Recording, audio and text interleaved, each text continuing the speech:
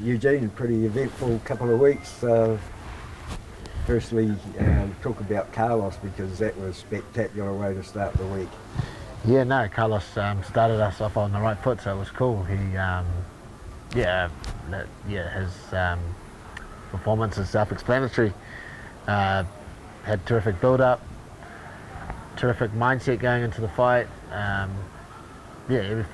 Everything was as it should be, and he got a good finish against a good opponent, so he can move on to bigger and better things. So yeah, very happy with Carlos and his performance, and just his whole approach to that camp.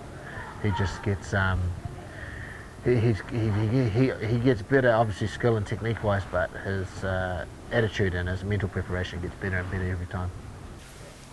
Now, I've seen you working that move out here when you were training, but to knock someone out like that, you could give 100 fighters and only a couple would be able to do that and catch that. Yeah, like it. Yeah, I mean, and that's you can.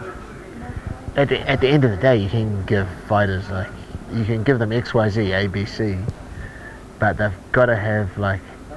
They've got to have the talent. They've got to have that instinctual, that instinctual kind of knowledge within them to be able to use something like that in an actual fight, and that's and that's when you start when guys that have really good understanding of that, have really good instincts, and they can read a fight and they can read what's going on. That's how you start to separate yourself from your average Joe Bloggs fighter and stuff. Like the guys that have the better instincts and can read a fight and stay calm and all of these little small mental things that are going on. The guys that can do that, better at the highest level, they start to separate themselves out. And obviously, yeah, Carlos has always been I feel like a world-class fighter. At least he was in kickboxing.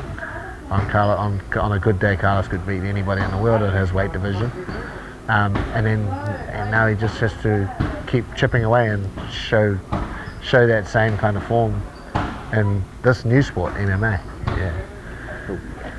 A week later, Jenna fought in Atlanta, and just one of those things. Yeah.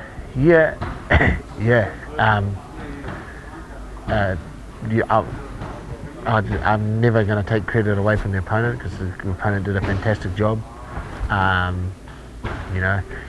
The opponent, it was a brilliant move. I've watched it a number of times. Took out Jenna's lead leg, took away her base, and then made Jenna vulnerable for a very small amount of time, and then followed up with a good punch. It was a planned move. It was something that their team had planned and something that she's practiced either specifically for that fight or something she's done her whole entire life. You could see how smooth it was and how well executed it was, and she caught Genah, and then eventually Genah got rocked, and then Genah went for a bad takedown because she was rocked, and then she got finished on top. That was just brilliant on her opponent's part. Genah's got a bit to work on, and Genah has to work on her weight cut. She made weight, which is the first battle that she's got to do, but it was not good in terms of weight cuts and the scale of how good and how bad they go. That was definitely on the bad end of the scale, considering to make weight she had to cut her hair off. When you hear about people having to cut their hair off because they make weight, and you should never have to get to that stage. So again, she did better because she actually made the weight, but she didn't have much left in the tank. So it's again a work in progress, something that she has to improve amongst all the other little things that she has to improve from losing that fight. So with the way that the system is set up there, does she get any more chances? Nah. She was already in a deficit because she didn't make weight, so she was already in negative points, and then she lost that fight. So that's her season over, and then we'll just see what the next step for her is, whether it's like PFL again, if they even run that division again, or we'll just have to I mean, she needs to concentrate on what she needs to concentrate on, and that's like upskilling herself and closing some of the gaps where I saw some obvious mistakes, and then she just needs to leave the rest of it to us to figure out where she goes from here. And then, of course, the next day it was the big day, and Brad, he was unfortunate too. Yeah, again, like, man, brilliant job from the opponent, Jalen Turner. You can't fault him for anything. He came out and he caught Brad early, and good, like mate, brilliant move. Great work from him and his team. They deserve all the credit in the world. Yeah, and that's like, obviously we're frustrated because like sometimes those are the more frustrating ones when you and that's never happened to Brad. I think that might be the first time Brad's been stopped in a fight ever, apart from the last one. Yeah, but definitely the first time he's been stopped to the body. Yeah, but that's something that I never picked up until you told me on the phone that it wasn't the tap out. It was what happened before. Yeah. I think weirdly, I think most people didn't pick that up. It's like that. It wasn't the guillotine. Like the guillotine finished him, but it was the work that Jalen did before that. It was the sneaky body shot he threw into him. If people people probably need to watch it back, but Brad's never been hit by a body shot like that. It was like Brad said he didn't even barely knew he was in a guillotine until he kind of like came to. It was a particular type of body shot. I've seen them before. I've never felt one myself, but I've seen them. I've had guys do them, but it like hits the liver, and it does something to the body, like your body goes into the protective mode and it shuts down for a second. Like everything just shuts down, and a little bit like being unconscious. So Brad got hit by that body shot, and like after that he was operating on instinct. He don't remember shooting. He don't remember being in a guillotine. He just said, "Mate, I was in so much pain. I didn't even. Yeah." He figured out too late what was even going on, and before he kind of like realized the pain subsided enough, he was like, "Fuck." And it was too late. So, it was the guillotine that finished him, but it was actually the body shot. So, and good fucking, great move from Jalen. Obviously, Brad's frustrated because obviously we thought Brad could show a lot more in that fight, but he got caught early. So mad, excellent work from the opponent. Got nothing to do. Brad just has to come back. And then, of course, on to Volk. And when I was watching that fight, it was hard for me to comprehend that it was Max Holloway that was on the receiving end, one of the best fighters in the world and the GOAT, until Volk come along, and he just didn't.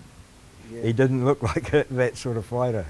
He wasn't allowed to, and Volk just put on a masterclass, really. Like, oh man, what can I say? Even I was shocked at the end of most of the round, at the end of every round, pretty much, at just how well he was executing everything. Yeah, we had like a relatively simple game plan, and he executed everything that Joe asked of him. And Joe put together a brilliant game plan, and it worked. And like I said, like a game plan's hopeless if you don't have someone that can execute it. And I just felt it was, Alex was just where I thought Alex was after the first fight. Okay, I thought Alex was significantly better than Max after the first fight, and I felt the first fight kind of proved that a little bit. Then he had the second fight, which was always going to be tough, because when you're fighting someone who's as good as Max, who's one of the best, if not the best featherweight in the world at that time, it's always going to be tough. And Max came back strong in that second fight, but I didn't think that gap was closed. I thought Volk was still in a lot of areas still the much better fighter, and he just needed that third fight to kind of prove it to the world. He didn't need to prove it to me or the team. We always kind of felt that. Yeah. And then, of course, on to Izzy and another comprehensive win. Yeah, another good win from Izzy. He has high expectations and hasn't had a finish for a while, so he wanted to go for a finish, but the finish never came. You can never force those things. That's when things go wrong. So he just convincingly took every round, and again, a masterful performance. Barely got touched, barely got hit. At different times tried to put the pressure on. At different times Jared put the pressure on. And it was, the fight went as I expected it to go. I thought Izzy would get a few more openings, that's what we practiced, but they didn't come, but Izzy still won, so we're very happy. Were you happy that Izzy didn't chase the knockout? Was it something that was on the back of your mind? Yeah. I was happy that I knew he wasn't going to chase a knockout. Like he knows, he's disciplined enough to know not to do that. But we didn't have the usual synergy that we have in the corner between the coaches and himself. I've said this in other interviews, but he's definitely a bit off. Like normally we can align our thoughts and and the way we're thinking a lot better. And we couldn't really do that as well as we have in the past for this fight, and I felt that was a bit off.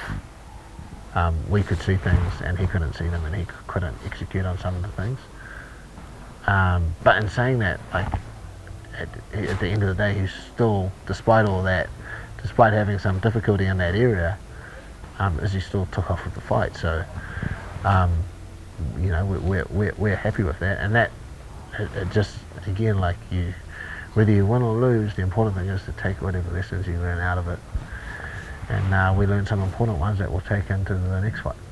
Well, that leads me to ask about the other fighters that are still in the stable, Dan and Shane. Yeah, which I should have some news. I don't have any news I can put out on the public sphere right now, but I should have some news on up and coming fights for those two now. Shane's he's good.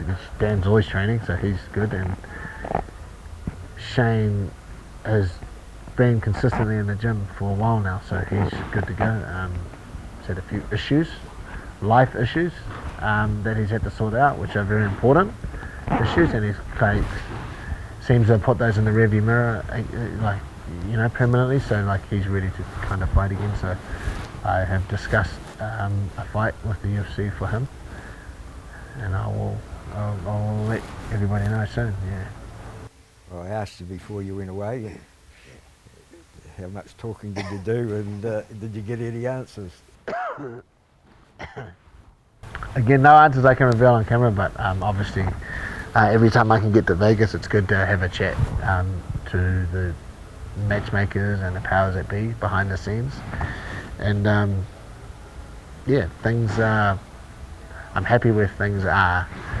Well, could I ask you, do you think you're closer after the trip than you were before the trip to getting somebody else? Definitely closer, yeah. That'll have to do. Yeah. Cheers, mate. Good. Thank you, Tony. Thank you. Good to catch up. Cool. Thanks, bro. Cool, thank you.